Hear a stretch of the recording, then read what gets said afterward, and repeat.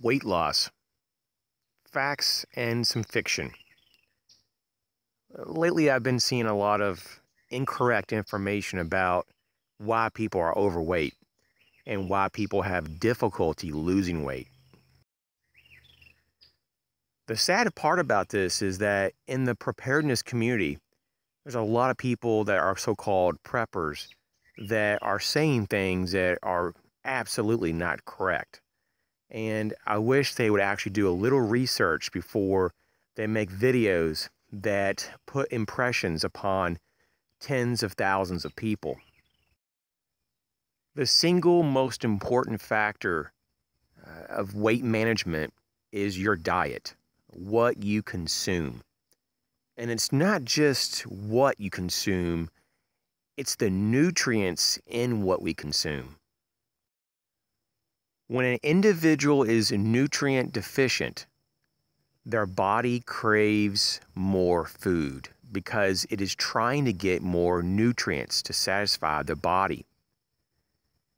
So just because you eat a lot doesn't mean that you're actually giving your body what it needs. In fact, when you look at people that are obese, they are literally starving.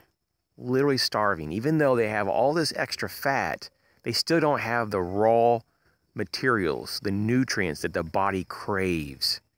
So until you give the body what it wants and needs, you're going to have problems with craving foods.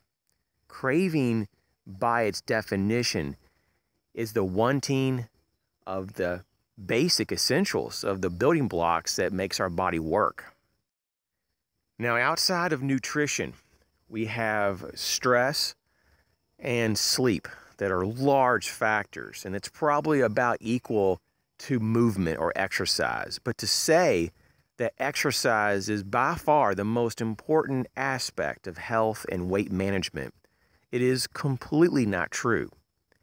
I know many people that do not do any exercise and they are of healthy weight because they eat well. But I don't really see a lot of the opposite having any kind of effect.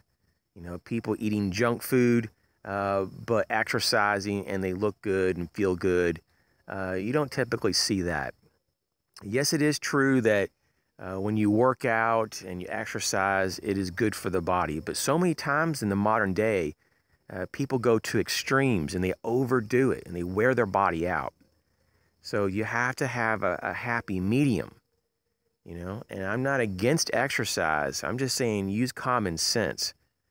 This whole push for exercising every day or every other day really is going to be way too much for the average person. The body has to take some time to recover from a major workout. You know, 2 to 3 days minimum rest period. Now, you can build up a tolerance for more activity. But depending on how old you are, it's going to take a little bit more time to recover. So what did we learn today? Not to listen to everybody on the internet. Do your own research. I thought about having like a bunch of documents put up here on the screen and doing all this, but this is the truth. Investigate it yourself. I'm not going to always put my 2 cents in on everything that people say. I would be here all day long doing videos if I was trying to correct people. And yes, I don't have all the answers, but I am trying to actually point out facts on this one because so many people are so conscious about how they look and feel. And to be misguided because someone has an agenda, this is problematic. And so, once again, safeguard yourself from disinformation.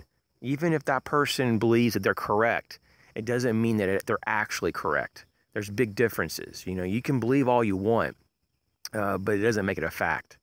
So, hey, you guys take care, eat well, and if you get time to do some exercise, then do it.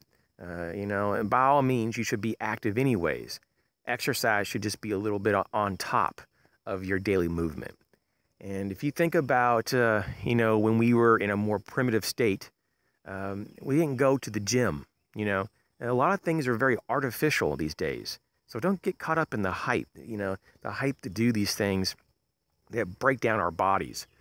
And if you look at some of the most well-known nutritionists, they don't push these big regimens of exercise because the body is already in a pretty decent state once you give it the raw materials to do its job.